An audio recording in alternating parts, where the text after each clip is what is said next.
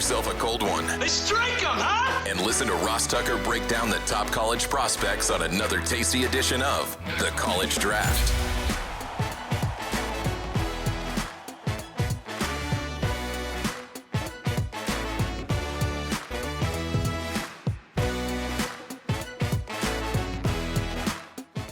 Yeah, it's Daddy Soda time here on the College Draft Podcast, presented, of course, by DraftKings Sportsbook. I'm Ross Tucker, former NFL offensive lineman. Most of you know that.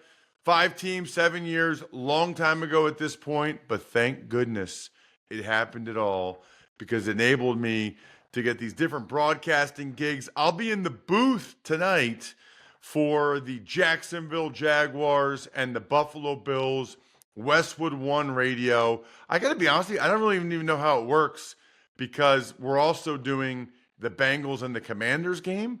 So I don't know how many stations will be on Jags Bills, how many stations are on Commanders Bengals. They probably get a chance to choose.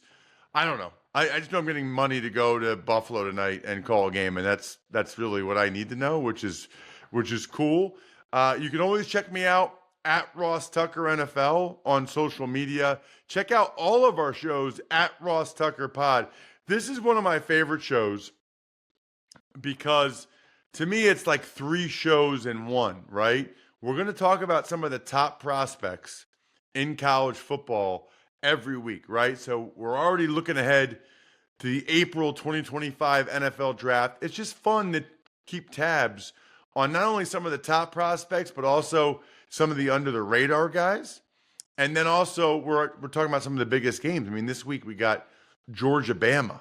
Are you kidding me? Feels like early for a Georgia-Bama game, but that is, in fact, what's on the schedule. So we'll get to that. There's some other cool games as well to get to. And then we've got the man as it relates to both betting on college football as well as prospects. That's my guy, Emory Hunt.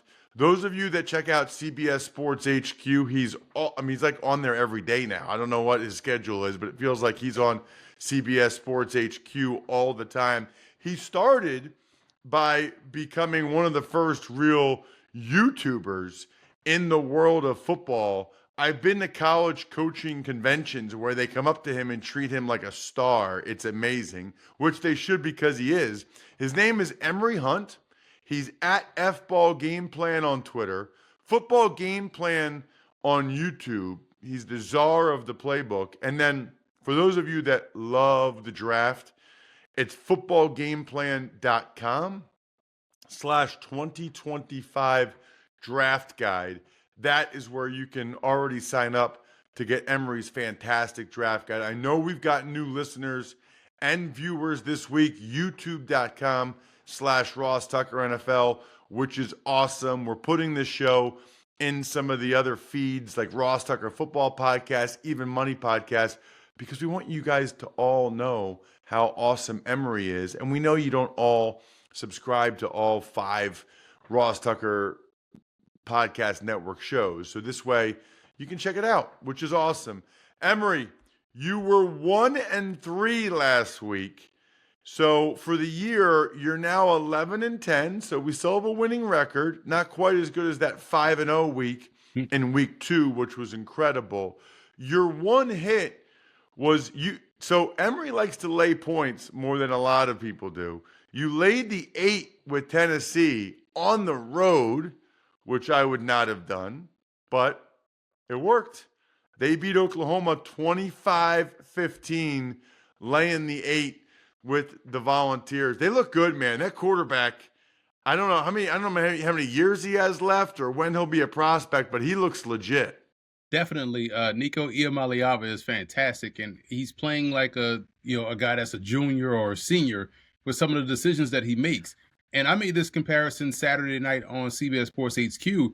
This Tennessee team is built a lot like that Florida team of like 95, 96, where you notice the passing game and how they spread you out and throw it all over the yard, but they can run the ball. They're physical up front, and on defense, they're outstanding. You don't normally get that combination with a team that's kind of labeled as finesse, like Tennessee's offense is and style is.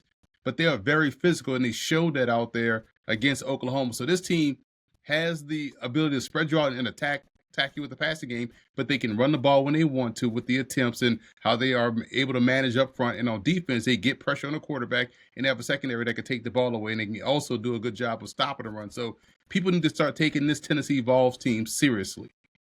Wow. I would say so. I mean, he's a legit Heisman candidate, right? Yes, definitely. And again, when you're able to beat the blitz with your arm, then also, in case of emergency, break the glass and take off and run, that's the type of quarterback play you want to see. And it's fascinating to see it from a redshirt freshman. So he's definitely playing well above his years. Some of the ones that you missed, Emory, you had Virginia Tech laying 3.5 against Rutgers. Rutgers ended up pulling that one out 26-23. Virginia Tech just isn't quite where we thought they'd be this year with the losses to Vandy, loss to Rutgers, Brent Pry.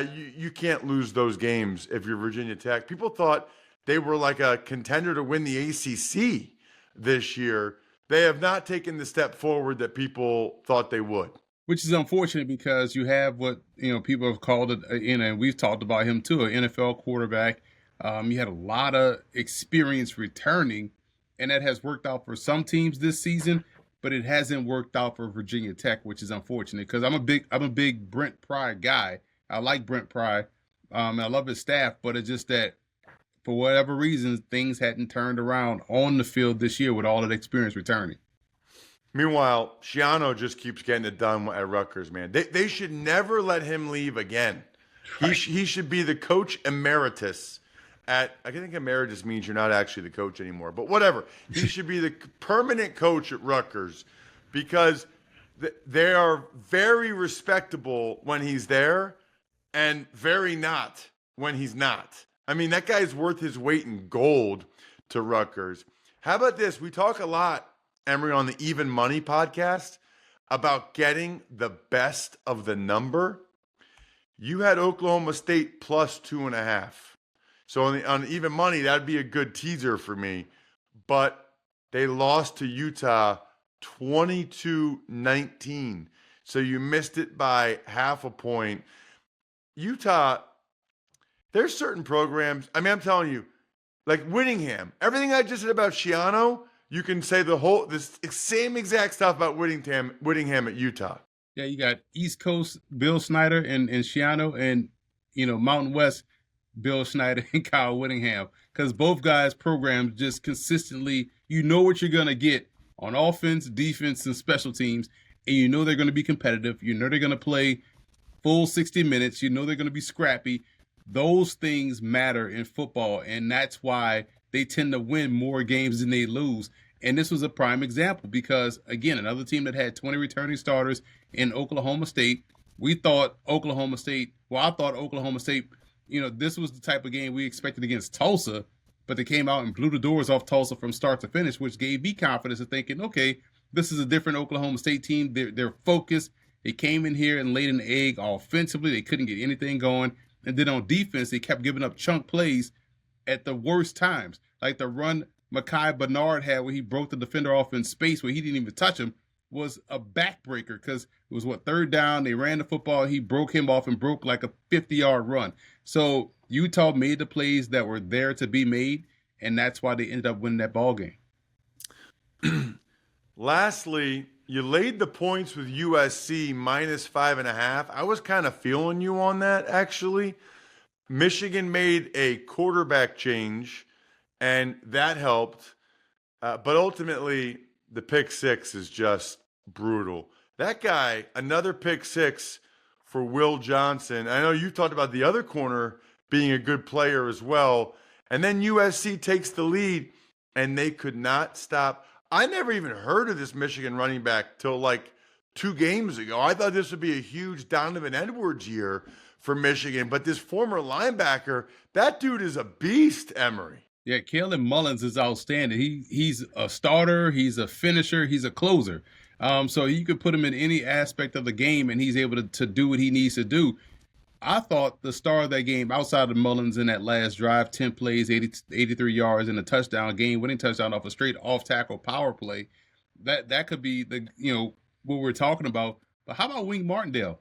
He made USC's offensive line look complete, inept, and ineffective, and it frustrated Miller Moss in the pocket to where we saw him numerous times dirt balls without even giving a chance to try to, okay, let me try to buy some time and create something. He just quickly dirted the football because that offensive line was skittish. They couldn't handle pressure. They couldn't pick up the twist stunts that we know about what they do on the perimeter. Will Johnson did a fantastic job of baiting Miller Moss, just reading his eyes, going from a dead standstill plant drive and took the ball back the other way. So Wink Martindale's influence on that Michigan defense showed up big in that game. No question. And they've got two elite players. I mean, the Graham kid inside, Mason Graham, he's an elite player. Will Johnson, elite player. And they needed those guys to play the way they did to win that game. All right, Emory, we move on to this week, which I'm very, very excited about. Always excited about drinking Labatt Blue Light with friends, family, living life to the power of we, watching college ball on Saturday, NFL on Sunday, a little bit of both Thursday and Friday. Always enjoy Labatt Blue Light responsibly. Beer, Labatt USA, Buffalo, New York. Got to give a shout out to the Game Time app. That was awesome this weekend. Getting a chance to go to the Post Malone concert on Friday night. Thank you, Game Time. Listen, here's the three keys to me, right? I love the Game Time picks. It makes it easier to save more on sports, concerts, comedy, theater. They actually go through and the algorithm gives you the best picks. As I've said to you guys before, the seat views, being able to get the panoramic view from your seat in the app before you buy is huge. And of course, the lowest price guarantee. Take the guesswork out of buying tickets with Game Time. Download the Game Time app, create an account, and use code DRAFT for $20 off your first purchase. Terms apply. So again, create an account and redeem code DRAFT for $20 off.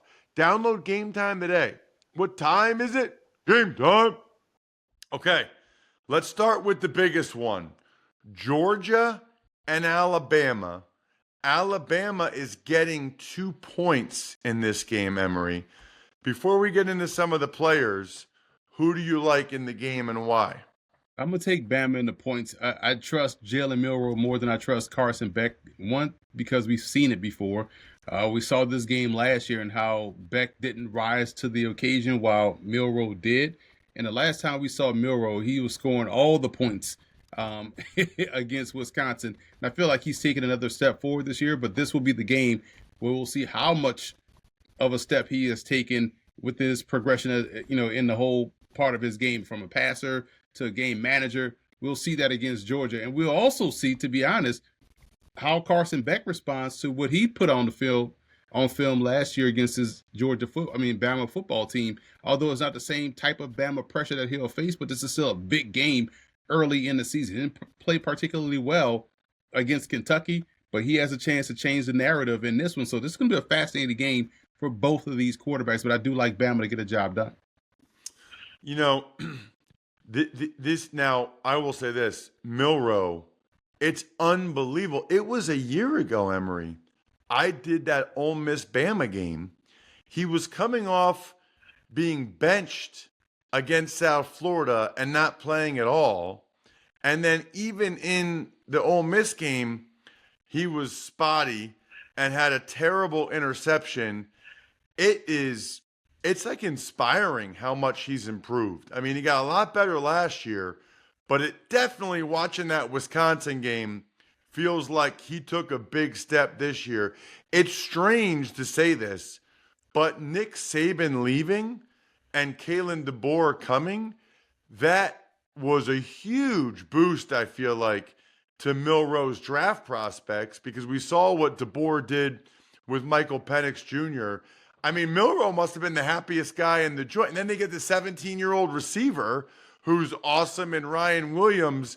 I mean, the combination of those two things gives Milroe a chance, I think, to go a lot higher than people were thinking coming into the year. Especially when you can look at now he can play the card of, well, I was able to succeed in two separate offenses with two different head coaches. I got better every year. So he can answer that question. So he can get from underneath the Nick Saban umbrella and look what Kellen DeBoer did in his progression and grew him as a passer. So he has all the cards in his favor in terms of elevating his draft stock. And I told you guys preseason, Shador, Cam Ward, Jalen Milroe, locked in as top three. These guys are difference makers, and Milroe, you might even take the latter two, Ward and Milroe, and just put them in New York City right now for the Heisman Trophy candidacy, along with a Travis Hunter, because that's where I feel like this is going to go, because Alabama has all the big games. Miami is going to be undefeated. I feel like they're going to run through the ACC, and Travis Hunter makes a game-changing play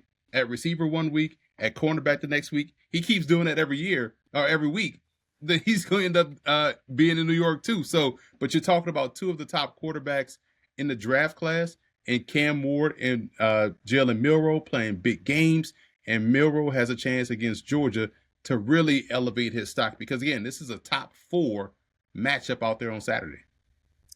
Going to be awesome. And by the way, this is also sort of like your classic. There are going to be some people that prefer quarterbacks like Carson Beck, and there are going to be some that prefer quarterbacks like Jalen Milroe, right? It's funny. We kind of had this conversation with Greg Cosell on Thursday's Ross Tucker Football Podcast.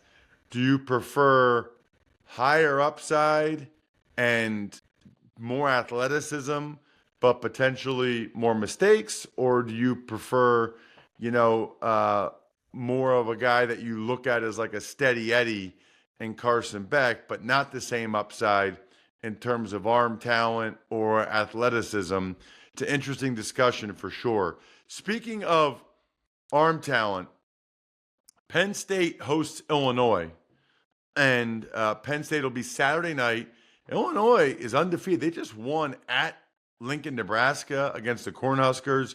They won, I think it was at Kansas. I don't remember where that game was, but they beat Kansas. Penn State, though, Emory, is laying 17.5 points in this one. Your thoughts? Yeah, I'm going to take Illinois in the points. I just love how they play defense. Brett Bielema, you know what you're going to get from his defenses every year. Shout out to Luke Altmaier, the quarterback, who has played really good football this season. Last year, we were talking about John Paddock. When he came in, like, man, he provided a spark offensively. Where'd this come from? But this year, Altmaier has really played just like how Paddock played last season. Now, the ball comes out quick, comes out efficient. He's not going to wow you with his arm talent, but he's keeping the offense on field, and he's moving the ball down the field. It'll be tougher against this Penn State defense, but I am going to take the Illini plus the points here. I like Penn State to win the game because Drew Aller is playing really good ball. You saw some of the passes he had in that game against Kent State in those weather conditions. And again, defensively, Penn State is just better. So all things being considered, good defensive game. They started slow against Kent State before they really, poured it on. So I could feel like this. I feel like this game could be a really hard fought 24-10 type game for Penn State, which helps us cover, but also shows how good Penn State is, which is why I'm high on them this year in the postseason as well. Well, so I like Illinois getting 17.5. I mean, 17.5, that is a lot of points. And Illinois has been very solid so far this year. And Franklin's calling for a whiteout atmosphere. That's the only thing, is that Penn State definitely plays a notch above when it's the whiteout. Now, this isn't the official whiteout game, but that's a whole other discussion. Evidently, the whiteout game might be a 3:30 game, which really changes the dynamic of the whole whiteout, right? It's funny, Emory. I was at Penn State's game on Saturday because it was my first off weekend from TV in like 6 years. And so I was able to take my daughters to a Penn State game. It's only like an hour and a half away. And so my big takeaway from the game was, first of all, just cool atmosphere, all those things. And I'm glad I was able to experience that with them. Tyler Warren might be the best tight end in the country. I mean, he made a ridiculous catch. He did. He gets after people as a blocker. If you watch his high school highlights, he was like a quarterback running the Wildcat. So he's got the run after the catch. he threw a touchdown pass to Nick Singleton in this game, the former quarterback out of the Wildcat. I think he made the right decision staying in school. He probably would have been a day 2 pick, maybe like Theo Johnson was, but I think he has a chance to emerge as like a late first rounder with the way he's playing, Emory. That's a good observation, Ross, because think about what the conversation was late last week. Cover two safeties. We know what kills that run game, and if you could get down the middle of the field, which i.e. screams tight end play, right? So if you can find a great back and an excellent tight end, you're good. You're golden. So you think about some of these teams that say, "Hey, man, we could invest in the tight end in the first round." Getting back to the basis of football, I love it, and I like the fact that he's also one of these guys that rises to the level of the occasion. Remember the big play he made against Ole Miss last year on what was like a scramble up busted play that Aller made and found him, and he made a great catch and then outran defenders down the sideline. So Warren is someone that has juice, that has game, and I'm excited to see how he competes here. I think this will be if Penn State covers this spread, that speaks volumes about the team Penn State has moving forward. Kentucky and Ole Miss, another one. Ole Miss is laying 17.5 points, Emory. That is a tough number. What do you got here? This is a tough number, but this is more of and listen, Mark Stoops' defense is just like what you're going to get from Coach Bielema's defense, right? You kind of know they're going to compete hard, especially when they have a big guy in the middle, Deion Walker, the big nose tackle that can kill interior run games with that spread because of his push up the middle. But man, I'm gonna lay these points with Ole Miss. I feel like Ole Miss will make it a track meet, and that's how they tend to play. Jackson Dart, the quarterback, very good athlete, does a good job in operating in that scheme. Antoine Wells Jr., we talked about him when he was an FCS player at then FCS James Madison before they became an FBS program and before they just ran roughshod of UNC on Saturday, scoring 70 points, 50-something at halftime. So, listen, I like Ole Miss in this game. This is a test for them because they have been playing, a subpar schedule so far. So I think we'll see in the first quarter a little bit of a struggle, but then Ole Miss will do Ole Miss things. They're just too fast, too explosive, and they'll find a way to pull away late. I definitely would not be laying 17.5 against a tough team like Kentucky. I saw that Georgia game. Emory and I are on different sides of that one. I mean, that D tackle for Kentucky is an absolute monster. I don't know I've seen very many guys well, first of all, there aren't that many guys that big, period, Emory, let alone that big, but also can move in Deion Walker. Yeah, and it's, again, they've had very good interior D linemen for the last 3 years. You hang around all these different all-star games like I do, you'll see a Kentucky interior defensive lineman there. And it's all about body types, man. He's a big guy, but you look at his ankles, and his ankles are small. So he's got good quickness. He reminds me a lot of what Dexter Lawrence looked like at Clemson when people just thought he was just a one gap, a two gapper, classic nose tackle. But you watch his body type and you see his footwork. You're like, nah, he's just doing what they're asking him to do. He can be a pressure player, and lo and behold, that's what he is with the Giants. It has been so far in the NFL. Walker is the same way. You watch him play, you look at his body type, you're like, okay, he's carrying that weight well, and he's collapsing the pocket. And that's going to be an issue for Ole Miss to overcome. But I like how they can find ways to create extra gaps in the run game and also create bubbles in your defense, throwing the football and those explosive receivers just find ways to make plays. Every once in a while, Emory, I like to ask you about NFL guys. And it's interesting just watching like Bryce Young get benched and then Malik Willis is flourishing right now in Green Bay. Do you remember? I know we talked about both those guys here, but what your thoughts were on those guys? Yeah, well, in terms of my draft grade, Bryce Young was my number 2 quarterback in that class. But remember, I had Anthony Richardson 1, Bryce Young 2, C.J. Stroud 3, and they all had the same grade, an 86. So for me, it was like you could pick any one of these guys I'd be cool with. And it's fascinating. Remember, I compared C.J. Stroud to Troy Aikman, and people thought that was a wild. I love that. Right? It makes sense. You watch him play. He's killing it from the pocket and killing it with the accuracy. Richardson had an up and down game last week, but Bryce Young, him getting benched, I feel like we give up on these quarterbacks too quickly. Malik Willis in the 2022 class was my number one quarterback. And I thought we'd see him ahead of Kenny Pickett. Because I thought we'd see him because remember, we're coming off the Jalen Hurts season in 2021 where he led the Eagles to the postseason. 2022, we know Hurts went to the Super Bowl. So I was like, okay, you could see a pathway for them to have success with Willis. Didn't expect Tennessee to fully not want Willis, yet draft him and not develop him. I thought we'd see more what we saw from the Packers. But even at Tennessee this year, in the preseason, he played well. And I thought, okay, cool. At least they now know he's improving. He's growing in the right direction. But then they were able to pull off the trade, and Green Bay looks genius for it because it got them through these 2 weeks. So I like the fact that Willis improved on this game.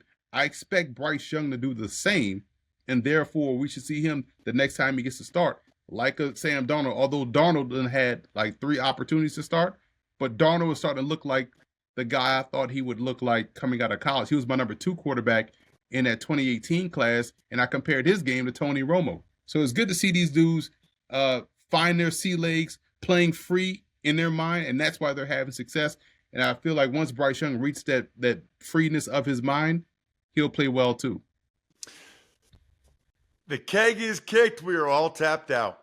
Thanks for tuning in to College Draft. Make sure to also check out the Ross Tucker Football Podcast, Even Money, and Fantasy Feast, all on the DraftKings Network, YouTube, or subscribe to the podcast on your favorite platform.